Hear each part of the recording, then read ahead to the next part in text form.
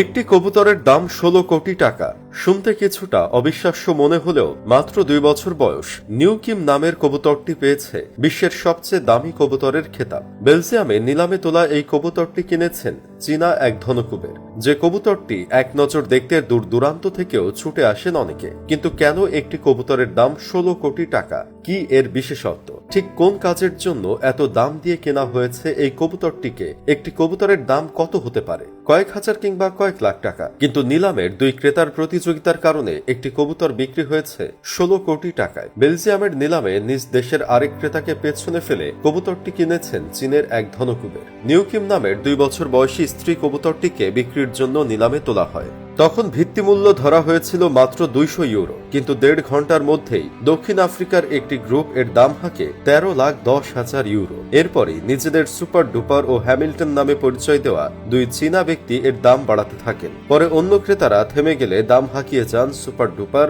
ও Hamilton. তবে শেষ পর্যন্ত সুপার ডুপারে নিলামটি জিতে নেন। নিলামে বিক্রি হওয়ার পর এটি ছিল রেসিং কবুতর বিক্রির ক্ষেত্রে নতুন একটি রেকর্ড। বিশেষ প্রজাতির এই কবুতরের কাজ হল উড়াউড়ির প্রতিযোগিতায় অংশ নেওয়া। সাধারণত কবুতরগুলোকে ১০০ থেকে ১০০০ কিলোমিটার দূরত্বে কোন স্থানে ছেড়ে দেওয়া হয়। সবচেয়ে আগে উড়ে যে বাড়ি পৌঁছাতে পারবে সেই কবুতর বিজয়ী। আর এই প্রতিযোগিতায়